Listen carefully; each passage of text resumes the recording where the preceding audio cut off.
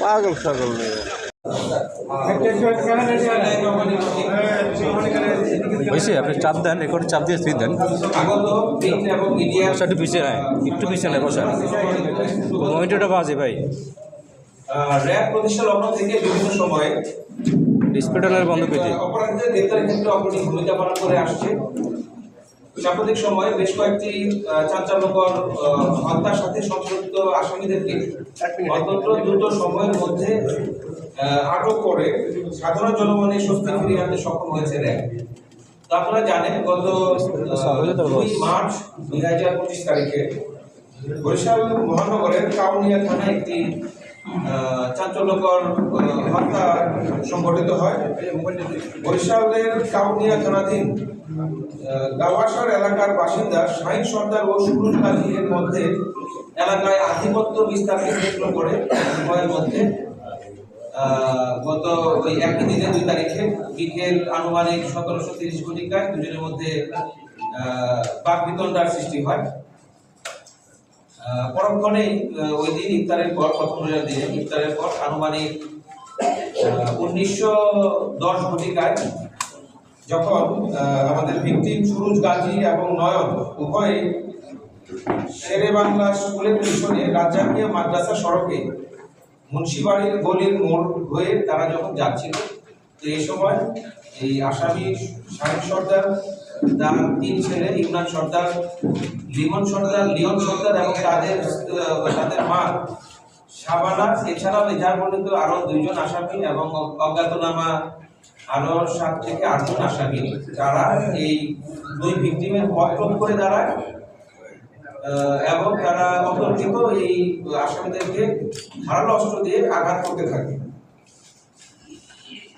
তো আসামিদের ভিকটিমের ডাক চিৎকারে এলাকার মানুষজন ছুটে আসে এবং এই আসামিরা ওই স্থান থেকে দৌড়ে সরে যায়। তো এলাকার লোকজন তাদেরকে দ্রুত কাছাকাছি শেরেবাংলা মেডিকেল কলেজ হসপিটালে নিয়ে আসে এবং হসপিটালে নিয়ে আসলে কর্তব্যরত চিকিৎসক 1 নম্বর ভিকটিম সুরুজ গাজীকে মৃত বলে ঘোষণা করেন। তো এই ঘটনার প্রেক্ষিতে ভিকটিমের বড় ভাই তিনি কাউনিয়া থানায় একটি হত্যা মামলা দায়ের করেন।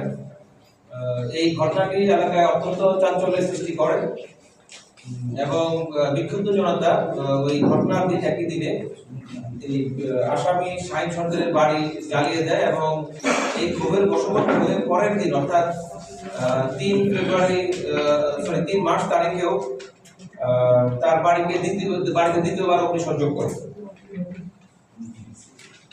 বহুল আলোচিত এই নৃশংস হত্যাকাণ্ডের বিষয়টি আমাদের র‍্যাব আর আমরা এই ঘটনার গোয়েন্দা কার্যক্রম শুরু করি।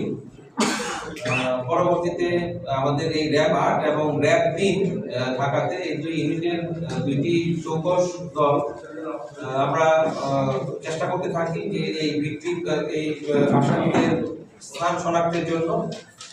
তো উভয় টিমের যৌথ প্রচেষ্টায় আমরা গত 8 মার্চ রাত্রি 23:05 ঘটিকায় ঢাকা মহানগরের সবুজবাগ থানাধীন মাদারটে কাঁচা বাজার এলাকা থেকে এই আসামি শাহিন সর্দার, 1 নম্বর আসামি শাহিন সর্দার, তাকে আমরা আটক করতে সক্ষম হই। গ্রেপ্তার কিন্তু আসামিকে বরিশাল জেলার কাউনিয়া থানায় হস্তান্তরের কার্যক্রম চলমান আছে। আমি আমার পক্ষ থেকে আপনাদের সকলকে ধন্যবাদ জানাচ্ছি। আমি বিশ্বাস করি যে আপনাদের সকলের সহযোগিতা থাকলে আমরা ইনশাআল্লাহ একটি অপরাধবিহীন সুন্দর সমৃদ্ধ একটা দেশ আমরা সকলে মিলে গঠন করতে পারব। সবাইকে ধন্যবাদ। আসসালামু আলাইকুম।